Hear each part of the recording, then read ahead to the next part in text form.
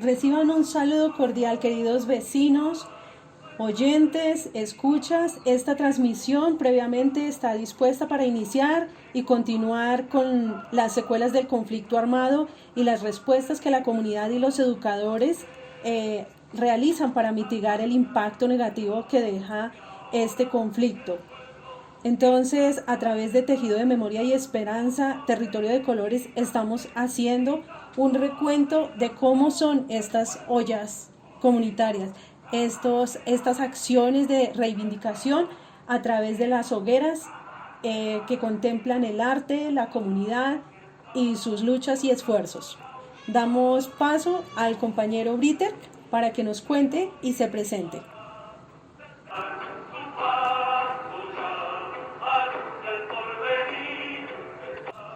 En esta oportunidad conversamos sobre algunos procesos históricos sociales que en la localidad 18 Rafael Uribe de Bogotá sucedieron en los años posteriores a 1920. Los chircales, las ladrilleras, las formas en que se consolidó el espacio urbano a través de luchas entre el conflicto de la violencia en Colombia, lo comunitario, lo público, entre otras.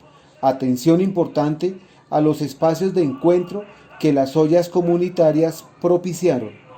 Arturo Botía, profesor, contextualiza a estudiantes de la zona. Escuchémoslo. El límite de Bogotá hacia el sur era la 10ª sur, es decir, donde hoy en día queda más o menos el museo, el Archivo Nacional. Ahí había un arco grande y ese era el límite de la ciudad, 10ª sur, en 1930.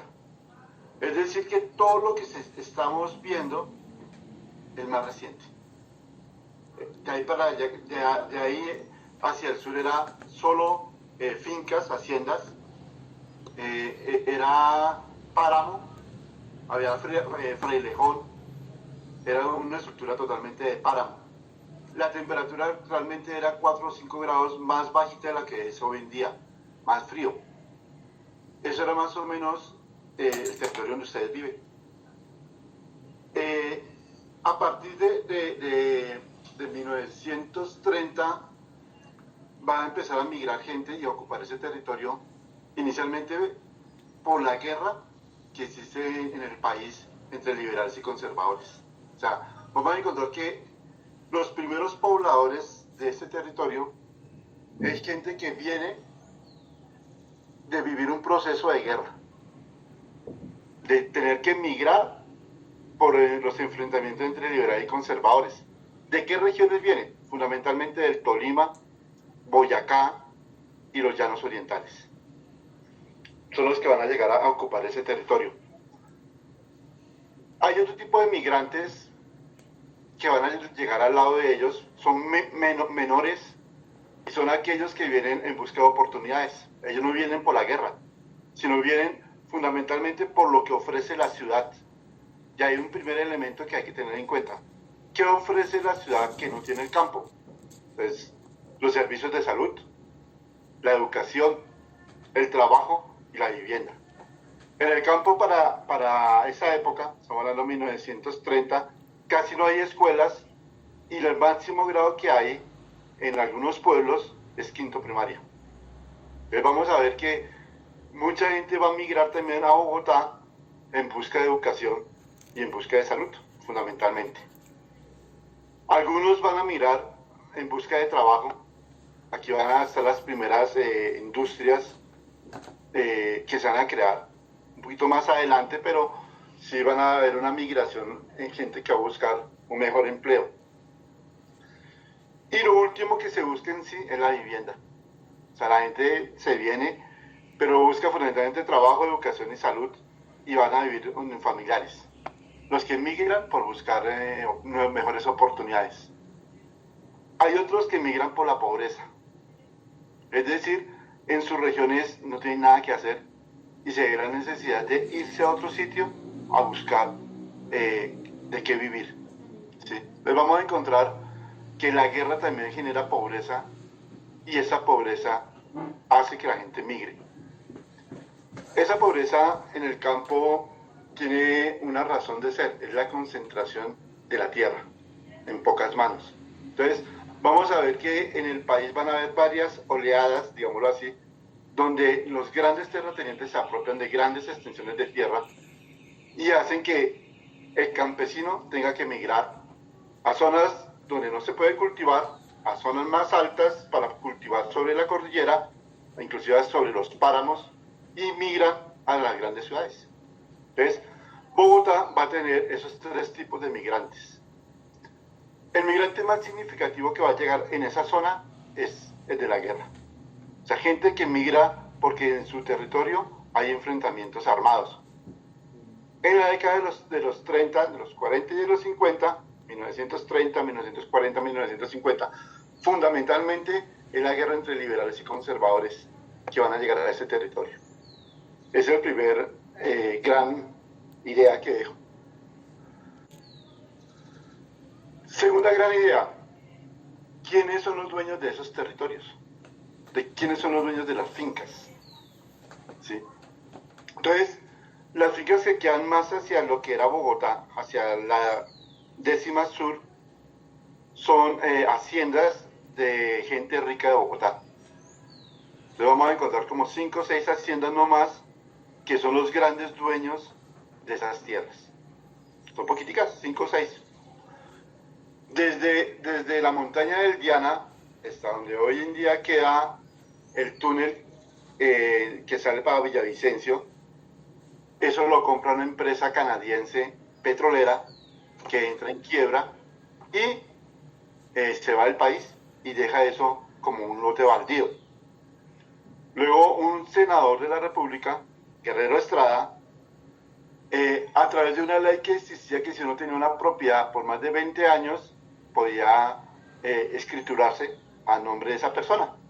Entonces él se da cuenta que ese es un lote baldío inmenso, va desde el Diana hasta donde comienza el túnel, todo lo que hoy en día es la comuna Alfonso López, todo lo que es el Diana y parte de la cordillera donde queda el colegio, la que se ve allá al fondo, en la imagen. ¿Sí? Eso él se lo apropia a través de esa ley de que quien tiene una propiedad por 20 años puede obtener el título de esa propiedad. Entonces Guerrero Estrada va a ser uno de los personajes más importantes en la historia de la localidad Uribe y de la localidad de Usme, porque es el gran terrateniente urbano.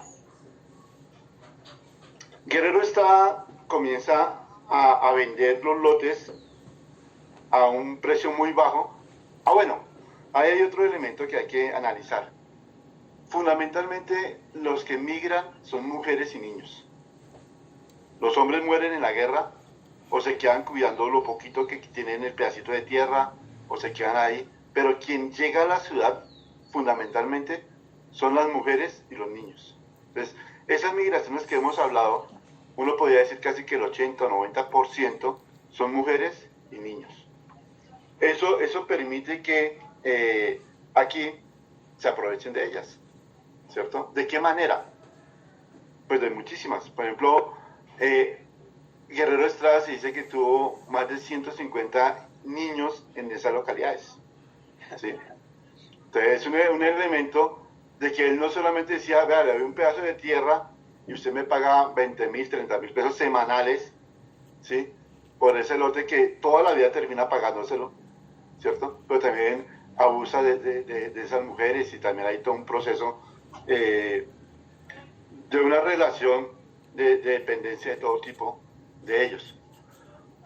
¿De qué forma lo hizo Guerrero Estrada y de qué forma lo hizo los demás dueños de la tierra? Conseguían una persona, lo nombraban presidente de la Junta de Acción Comunal y de paso el que vendía los lotes. Y esa persona recibió un porcentaje por lote vendido y por el lote lo vendían con plazos larguísimos. Entonces cada semana o cada mes tenía la gente que pagar una cuota al presidente de la Junta o al testaferro del lote y de esa manera se fue vendiendo todos esos lotes de lo que es de la 11 Sur hasta lo que hoy en día conocemos. De esa manera se distribuye la tierra. En este momento todavía existe una cantidad de casas que no tienen escritura. Y la gente ha tenido posesión durante 20, 30, 40 años y no tienen escritura desde esa época. ¿Sí? En Usme tengo datos más recientes. En Usme hay 1.800 viviendas en la comuna Alfonso López, donde la gente no tiene escritura y donde Guerrero nunca les escrituró. Lo que tiene es un recibo de promesa de compra-venta. ¿Cierto? Es un poco para entender la población que va a habitar estos territorios. Hay varios problemas que empezamos a ver desde el punto de vista cultural. La mentalidad campesina y la mentalidad urbana. Hay dos fenómenos que son fundamentales en la cultura: lo que es el tiempo y lo que es el espacio. Cuando una persona vive en una finca, pues tiene espacio y tiene una forma de relacionarse con el mundo. Cuando una persona vive en una casa y si en esa casa viven muchas familias, es muy diferente. Y el tiempo en el campo es un tiempo casi que estático. Cuando ellos se van a ver en algún punto, dicen nos vemos en la mañana. La mañana es desde la madrugada hasta el mediodía. Y en cualquier momento puede llegar uno y llega el otro. Y lo espera. O sea, el tiempo no es el tiempo que nosotros vivimos aquí. Es un tiempo que transcurre muy lentamente. Se desarrolla muy lentamente. Eso tiene unas implicaciones gravísimas cuando se cambia. Entonces vamos a encontrar una generación con una mentalidad campesina viviendo en lo urbano. Por eso es que vemos tantos perros, tantos gatos, a veces vemos pollos en las casas. ¿Sí? También vemos la gente la abuelita que tiene las maticas, que trata de cuidar las maticas, etc. Y eso va a ser un proceso de la mentalidad campesina en lo urbano. ¿Sí? Claro, la gente que llega del campo se siente amenazada por la ciudad, porque la ciudad es agresiva contra ellos, es excluyente. Entonces, la gran mayoría no va a encontrar empleo inmediatamente. La gran mayoría va a vivir arrimado casi siempre a un familiar por varios años, hasta que ya el familiar se cansa y lo echa. La posibilidad de educación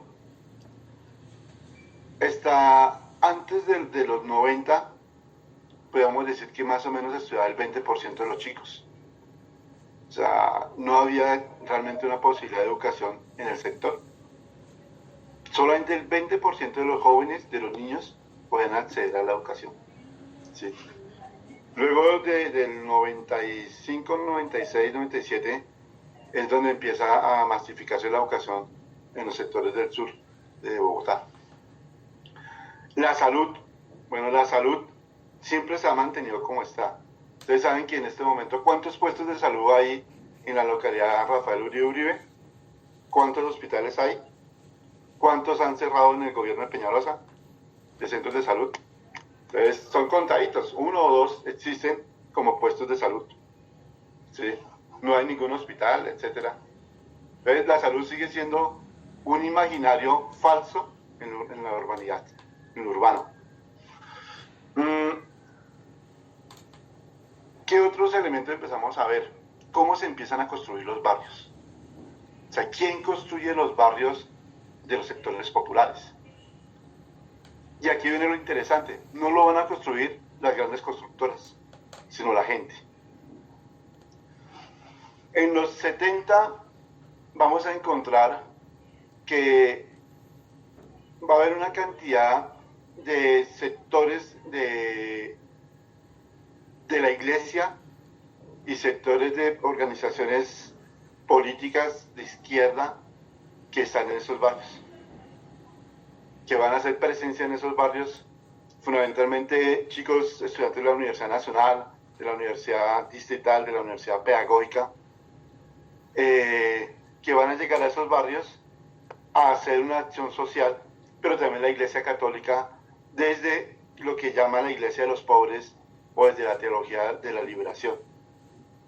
Entonces, en la localidad de Rafael Uribe Uribe vamos a encontrar al padre Manolo, todavía está vivo, vive en Ciudad Bolívar, en una iglesia de los franciscanos en Ciudad Bolívar, está viejito, tiene más de 80 años, y el padre Manolo, él va a construir toda una red de comunidades eclesiales de base que empiezan a hacer acciones para mejorar los barrios.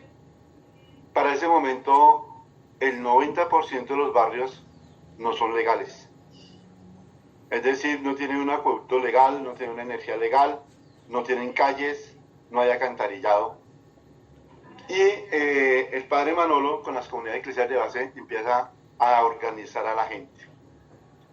Ahí es importante un poco entender cómo funcionan las comunidades eclesiales de base alrededor de la Iglesia Católica, pero a través de la investigación, del ver, juzgar y actuar, ver la realidad, juzgarla desde el Evangelio y actuar para transformarla. Eso es interesante verlo. Ahí también podemos encontrar los chicos de la JUCO y el Partido Comunista. Y en la década de los 70, hacia el 73, 74, llega el M-19 a la localidad con fuerza. Chicos intelectuales de varias universidades a hacer un trabajo con las comunidades y que ahí va más o menos en la década de los 80 a quedar unos nuevos campamentos de paz urbano del M-19 en esa localidad, en límites pues con la Victoria. Es un poco un proceso que es interesante porque en las zonas que van a estar estas organizaciones se van a desarrollar más que los demás barrios.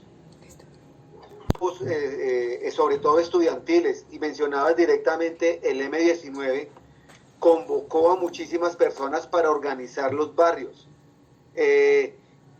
¿Por qué hoy en día entonces se ha debilitado esa organización comunitaria?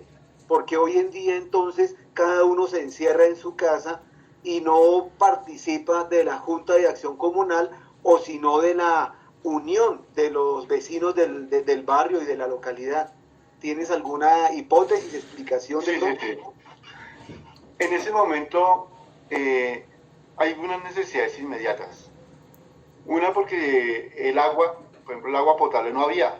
Entonces había poquitos aljibes en la localidad y entonces había que cuidar el aljibe, que no se contaminara, porque entonces para nadie hay agua. ¿Sí? Entonces había una necesidad que obligaba a la organización. Las calles se llenaban de barro, no estaban pavimentadas, había que hacer el hueco, la alcantarilla para que bajara el agua negra. Entonces, claro, había unas necesidades que obligaban a la gente a organizarse. Cuando esas necesidades se superan, hay unas nuevas necesidades, pero a la gente le da pena organizarse.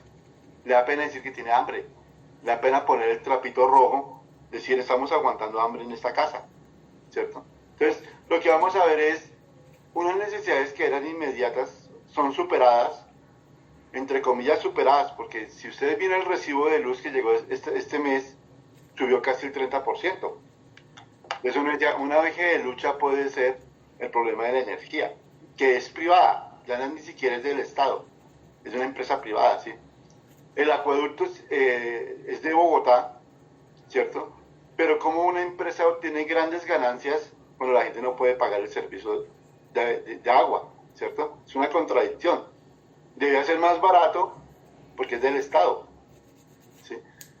La propuesta que hizo Petro de tener tanta cantidad de agua, porque es el agua vital, fue reducido por Peñalosa, ¿sí? Entonces, hay toda una cantidad de ejes que habría que mirar cómo se organiza la gente para que luche a través de esos nuevos ejes de lucha, ¿sí? Podríamos decir con certeza que en la medida que se fueron legalizando los barrios, se fue desplazando una población también. O sea, hay gente que no puede pagar lo que hoy en día vale los servicios o los impuestos. Y tuvo que vender su casa y hoy en día está en Soacha pagando arriendo, ¿sí? Tenemos una nueva migración en este momento de la población de la localidad hacia zonas más pobres, e inclusive hacia Soacha fundamentalmente, porque no pueden pagar, porque no tienen para pagar el arriendo, para poder comer, para poder vivir, ¿no? Esa es una situación que es al menos. Yo quiero que en este proceso, en este preciso momento, sí están volviendo a surgir todo este tipo de organizaciones, porque la miseria y la pobreza es grandísima, ¿sí? Bogotá en este momento calculamos que tiene cerca del 30, casi 40% de desempleo de la población, ¿sí? Eso exige, miremos en la localidad, en los últimos 4 meses, la Caracas se la ha tomado por lo menos 2 o 3 veces por semana, en esta localidad, aquí en la 40 Sur con Caracas, y la gente que reclama, comida. ¿Sí? O sea, en este momento uno podría decir si hay un proceso de organización mínimo, pero que se está desarrollando. Sobre todo a partir del paro del 21 de noviembre del año pasado. No sé si te respondí un poco, pero sí hay una nueva necesidad que está exigiendo que la gente se organice. Pero claro, yo soy muy sensible a esas formas de organización comunitaria. Y cuando tú decías de que la gente se reunía alrededor de ollas comunitarias para poder hacer las vías, poner postes, instalar alcantarillado los domingos y unir a todo el mundo, yo quisiera preguntarte alrededor de eso, la olla comunitaria, digamos, ¿qué vigencia tiene? O si de alguna manera hoy en día se hacen todavía ollas comunitarias para pues reunir a las personas.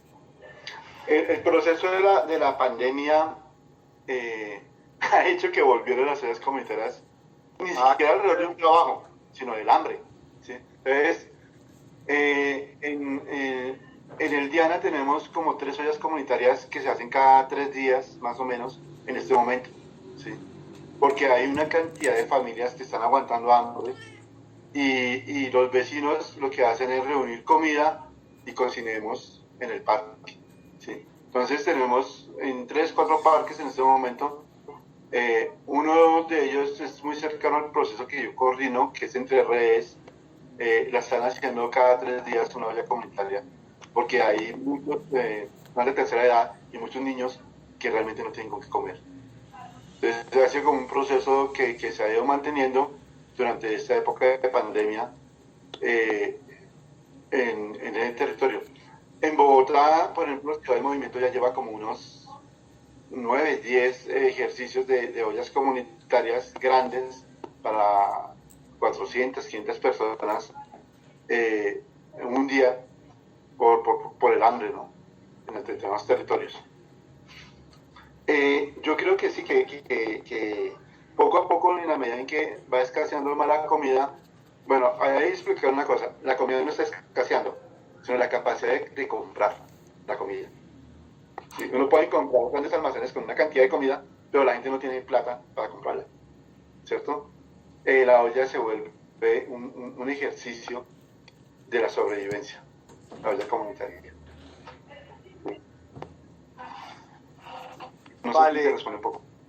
Claro que sí, claro que sí. Yo te cuento que en el Colegio Alexander Fleming se han hecho 2 ejercicios, pues yo no sé si de olla comunitaria, pero sí de compartir canelazo en una noche de cine y también en una alborada donde en el Parque de San Jorge se hacía esa posibilidad de poder compartir un canelazo bien temprano y tomarnos el Parque de San Jorge. Estoy hablando de hace 2 años, donde se hizo ese ejercicio.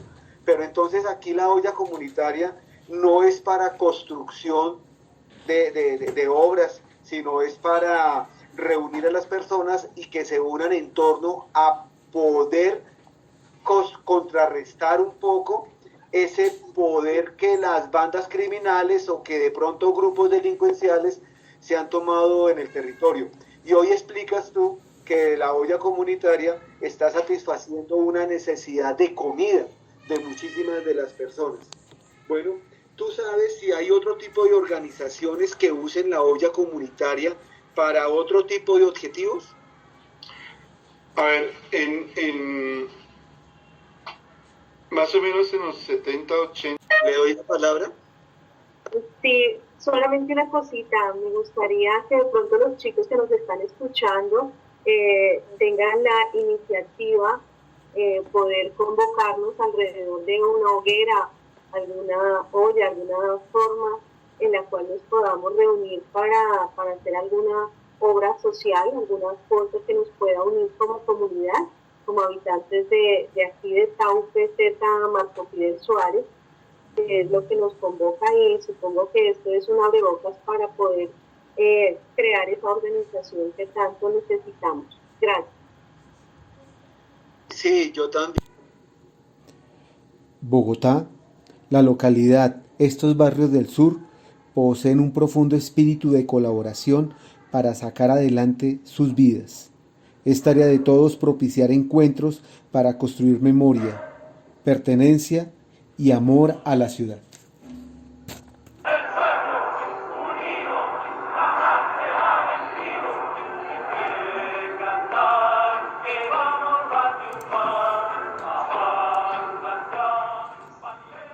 Es así como hacemos el cierre a la primera parte de este recuento histórico alrededor de las ollas comunitarias y del fogón, de una propuesta que tienen los educadores de esta localidad, entre ellos el compañero Arturo Botia, líder social y sindical, educador del Colegio Bravo Páez, y el profesor Britter Peña del Colegio Alexander Fleming, y la profesora Betty Astrid, quien les habla.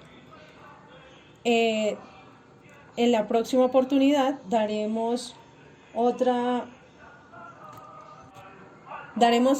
puntadas a este tejido de memoria y esperanza. Gracias. Adiós. Hasta la próxima.